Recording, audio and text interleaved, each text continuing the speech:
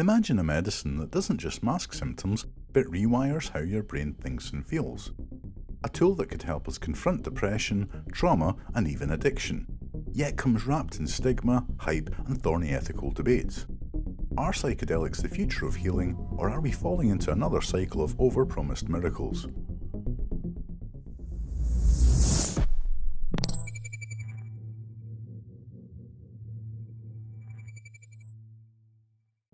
Hi, I'm your host Thren, and welcome back to the Open Source ReThink.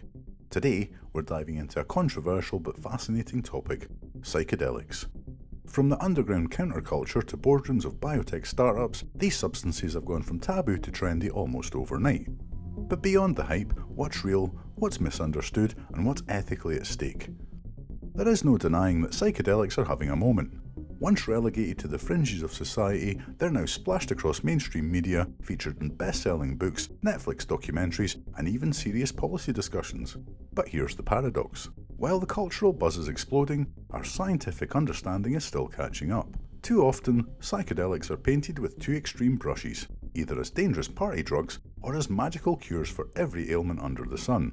The truth, as always, is somewhere in between. As of September 2025, the FDA has already approved esketamine for treatment-resistant depression, with psilocybin and MDMA therapy advancing through late-stage clinical trials, and the data is promising, showing significant potential in tackling PTSD, depression, and addiction. But it's not a miracle. These are complex therapies requiring careful research, controlled environments, and long-term follow-up. So what's actually happening inside the brain when somebody takes psychedelics? Beyond the vivid trip experiences, the science points to something deeper, a temporary rewiring of the brain's communication networks. Psychedelics seem to loosen rigid thought patterns, allowing new connections to form. This has given rise to the so-called reboot theory, the idea that psychedelics act like a reset button, shaking people out of entrenched loops and negative thinking. Think of it as defragmenting the mind's hard drive, promoting neural plasticity in ways that traditional medications often can't. But here's where it gets interesting. Not all psychedelics work the same way.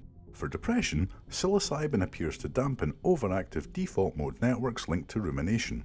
For PTSD, MDMA lowers fear responses, allowing patients to process trauma more openly in therapy.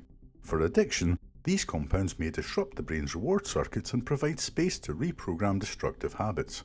But it's not one size fits all. It's about tailoring the right compound to the right condition. Of course, scientific potential is only half the story. Psychedelics raise tough ethical questions. Can you really own a natural compound like psilocybin? Yet patents are being filed left and right, sparking debates about monopolies on ancient knowledge. The open source movement argues that healing tools this powerful shouldn't be locked behind corporate walls.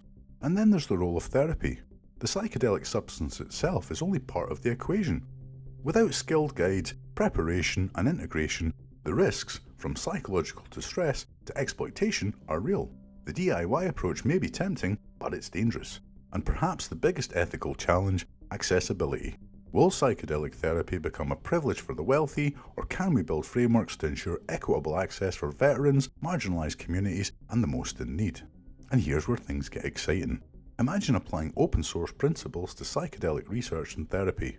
Some initiatives are already underway, sharing data across labs, publishing open access findings, and challenging the idea that only pharmaceutical giants can dictate progress. Decentralized trials powered by global participation and transparent results could accelerate breakthroughs and build trust. Community-driven models where peer-trained support networks guide integration might widen access without sacrificing safety. It's about harnessing collaboration, not competition, to make those therapies both effective and ethical. So where do we go from here? On the horizon are studies into microdosing, combination therapies, and the use of AI to personalize psychedelic treatment plans. Regulators are slowly shifting, but the public conversation is beginning. And that's where you come in. Whether you're curious, skeptical, or hopeful, your voice matters in shaping policies that will affect millions.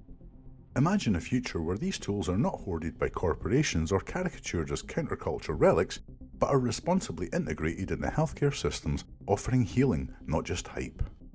I'm Thren, and this has been the Open Source ReThink. If this conversation sparked something in you, don't forget to like, subscribe, and please let me know down in the comments. What excites you the most about the future of psychedelics? And what would cause you the greatest concern? Thanks for watching, and I'll see you in the next one.